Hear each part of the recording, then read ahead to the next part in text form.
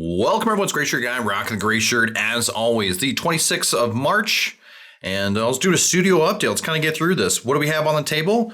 We have 3 squads of Traitor Guardsmen. We have a Traitor Enforcer and a Traitor Ogren. These are all kit bashed from multiple different kits. And let's just kind of get into what we got here. So each Traitor Guardsman is loaded out the same, each 10-man squad. We have a bolt gun. We have a Voxcaster. We have 3 special weapons, and these come from the released Traitor Guardsman rules. Based upon the Kill Team Blooded kit. We have a grenade launcher, a melta gun, and a plasma gun in each one of them. I also added a standard bearer, which is mostly just for fluffy reasons. And then we'll kind of get into that. The Traitor Enforcer and the Traitor Ogren, they just come with Power Fist, Bolt Pistol for one of them, and the other one just comes with his normal weapons that come on the model. I don't believe he has any ranged attacks.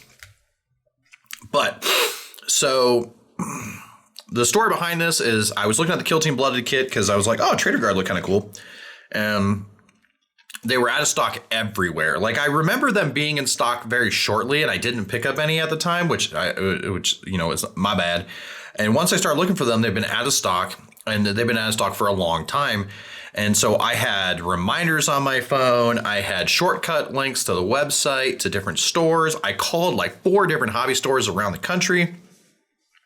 At least ones that had online websites, and just was like trying to get the Kill Team Blooded kit, and it was taking so long that I was like, you know what, let's just make our own. So the Catachan box right now is relatively cheap, and then the Marauder kit is relatively cheap.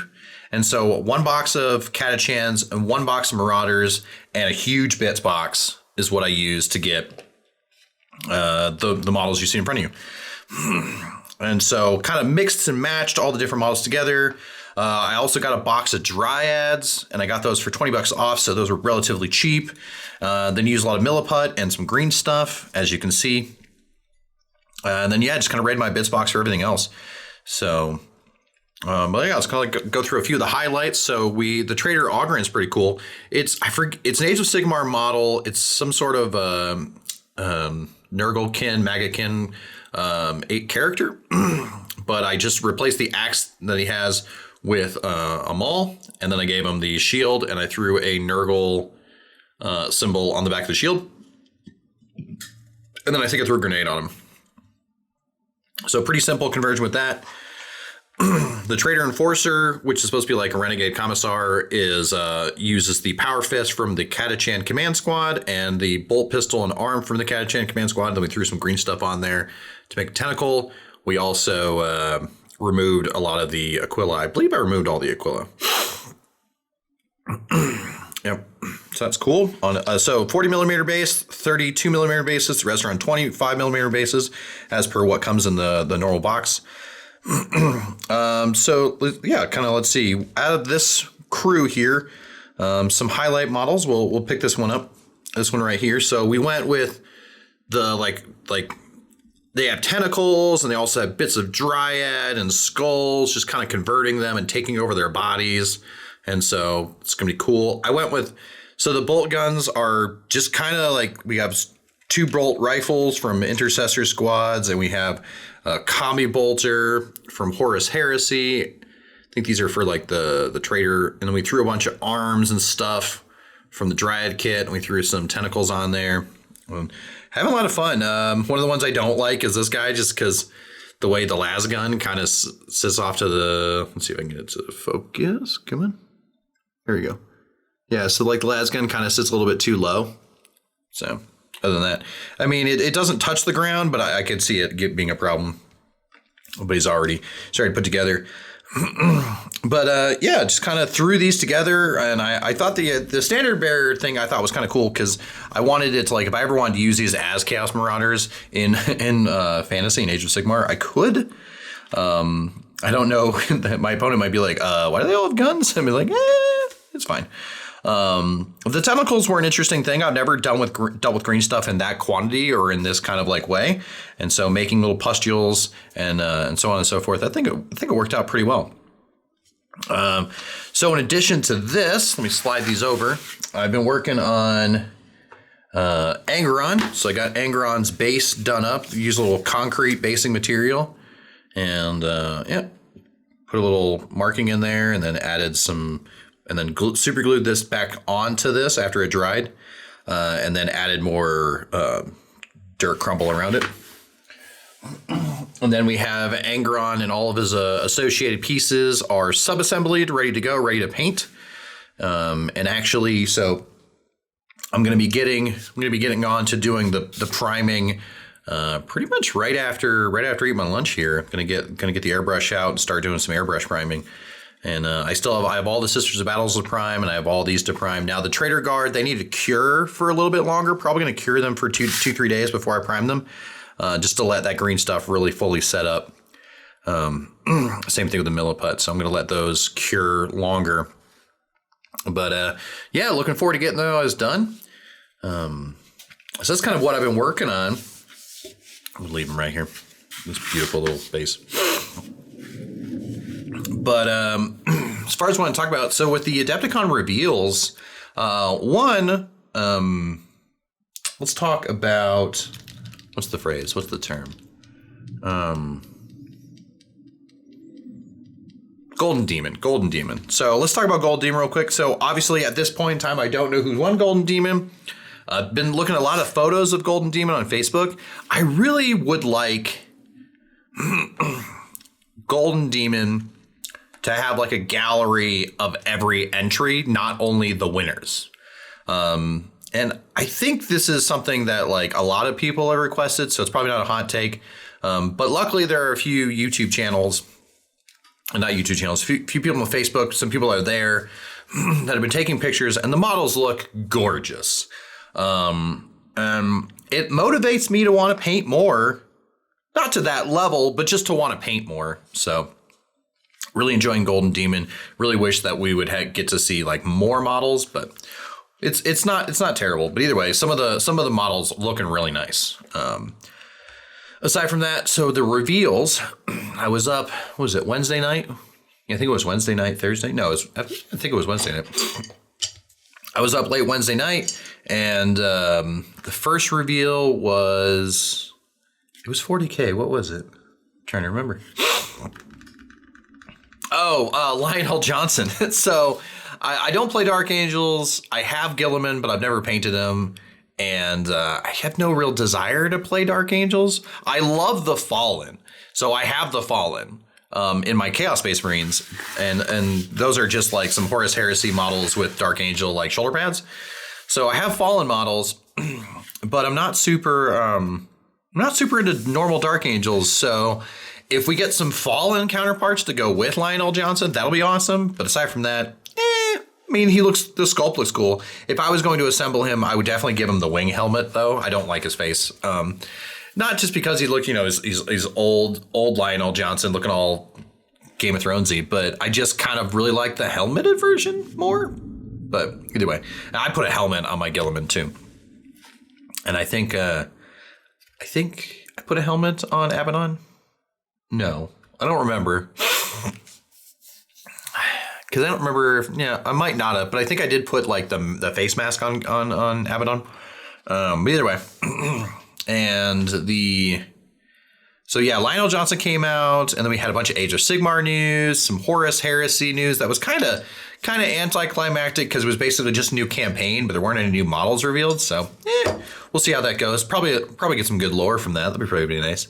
But out of the Age of Sigmar stuff, the Seraphon update looks pretty nice because I have 3 fantasy armies, and my fiance has only just now got the Sisters of Battle, but she really likes dinosaurs. And when I showed her the new sculpt, she's like, "Oh, those look nice." And I'd be like, it might actually be a really good place to start learning how to paint, because dinosaur skin can be whatever color you want it to be. And each dinosaur can be painted different if you want it to be. And so plant that little seed there. But we have the Sisters of Battle to work on first before we go and get Seraphon. Out of that, the rest of the Age of Sigmar stuff was kind of but the announcement of 10th edition has me interested. But knowing with the way the balanced data slate and all the other like kind of competitive rules changes have happened, I'm hesitant to be super hyped about it. I do like where we're taking the psychic phase and putting it back in with the other phases. That's pretty neat. Army assembly composition rules are kind of where I'm most focused right now because I have so many models and so many armies that I've built for. And I don't really want to have to like change them out. But the, what do they call it? So you pick a faction. Okay, got it. Can I soup? Like if I pick Imperial, is there an overall Imperial faction or is it just Imperial Guard? Because I like the idea of taking Sisters of Battle and then souping in a Knight. So that's fun. Well, can we do that? Hopefully. So you pick a faction, then you pick a Warlord, and then you pick up to 3. Then you pick whatever other units, but up to 3, and then Battle Line gets up to 6. Now there's some contention about Guard because is 6 infantry squads enough? Is 6 Cadian shock troops enough? And if you took the 4 troops choices that we have and you took 6 of each, then that'd be 240 troops. That's a lot, but it's a hodgepodge of what's good and what's not good. So I see there's an issue with that. With if you want to take all troop armies, taking 6 squads of like Space Marines is going to be a bit much. So I wouldn't see people taking 6 unless you're taking 5-mans. I wouldn't see people taking 6 infantry squads. So not 100% sure if 6 battle lines the right number. And then the question is okay, how many transports can you take? Because if I'm taking 6 infantry squads, can I take 6 transports? So we'll wait and see how that works out and how flyers tie into that, because I have 4 Valkyries, and then with the balance data slate changes, I haven't been able to field more than 2 in a match play game. Sure, I play open war mostly, but still, it would be fun if I could use all 4. But if we're going to, you can only use 3 Valkyries, and 3 aircraft, 3 of any aircraft is fine. Then that'll be okay. I won't have a problem with that. I'll just convert my 4th Valkyrie into a Vendetta, and then I'll have 3 Vendettas because I already have 2 Vendettas. So trying to figure out where this whole thing will line up with army composition before I start really deep diving into building a whole bunch of other armies. But, it's going to be kind of cool seeing how it fits out. The new Terminators look pretty cool. They're just slightly beefier, more built-out Terminators. Those look nice. Aside from that, let's see. I picked up when the Kill Team Blooded box came back in stock. I was so annoyed because I'd already was halfway through building these that I went instead and I went to Forge World, and the Death Corps Krieg command squad with the Marshal with a big cool coat and the big flag. That's finally was back in stock, so I picked up one of those, and I picked up 2 5-man squads of engineers with the shotguns. So it would be nice to eventually get 30 of those engineers, but 10 engineers is fine for now. They are a little bit expensive. So I picked up those instead. And then the Steel Legion release made to order metal models. They were way overpriced for what they were. I remember when I bought the 6 infantry squads for Steel Legion last year before they stopped selling the Steel Legion altogether. And those, I think they were not that expensive. I can't remember how much they were. I could probably go look on GW, but I thought they were like 40, 45 to 50 per box. And now they're like 60, 65, something around there. And so that's a lot. And then, so I went and looked at Steel Legion. All the characters are like $33.5 per character model. Same thing if you bought the plasma gun. I was going to get 6 plasma gun guys, but after that, no.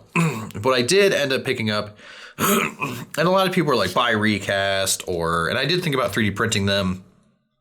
But I was like, my birthday's coming up soon. This will be my birthday present to myself. And so I got 3 las cannons, 3 heavy bolters, and then each of the characters. So I got the commissar, the sergeant with the orc head, and then the 2 officers with power swords.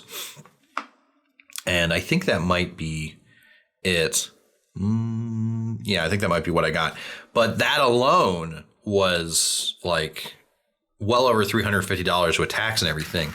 So it's like, I get where it's like, it's a made to order, it's bespoke, but the metal models, like is it that much more expensive to cast and pewter? I don't know, but yeah, it was if I did not have those 6 Steel Legion infantry squads that I already have, I would probably not have bought the Steel Legion. I would have looked at the price and said, no, that's too much. But since I had already had the squad, I kind of went ahead and bit the bullet and bought it. So we'll see if it really takes 180 days. A lot of times with these made to order ones, the way it works is they have an initial stock run somewhere, either whether it's in whatever US or UK, they have a run of those models. And they have a stock of them like pre-positioned a couple weeks beforehand. And then for the first couple orders, they're able to get them out as fast as they can. So before they do a made to order, they typically will build they'll order some of them, which is why in the last one, the Commissar made to order, people that ordered the Commissar and they were expecting to wait 180 days. They actually didn't wait 180 days. Now, I don't know what they're going to do with the Steel Legion characters, so it could be 6 months, but hopefully not.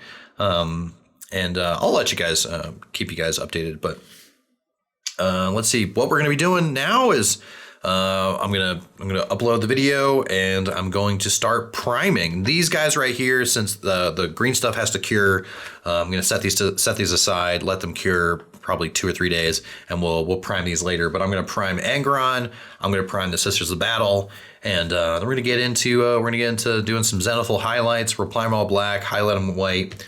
So it's gonna be really busy today. So I'm gonna get this video uploaded, and then we're gonna get started with that after I eat some chips. So other than that, you guys have a great one. If you want to support me, hit the like, follow, subscribe, comment down below. Like, what do you want to see color-wise scheme with these? There's a lot of exposed chests, so I'm thinking ghoulish flesh. Not sure what I'm gonna make the Dryad Barky Bits colors yet. But we'll figure it out, and I think it'd be kind of cool. But yeah, if you want to support me, obviously hit the like, comment, and if you want, you can buy my book. It's really cheap on for ebook. So the link is below. And if you want to follow me and stay up to date a little bit more, my Instagram is where I post my completed works the first. So anyways, aside from that, I hope you guys have a good one and see you around. Goodbye.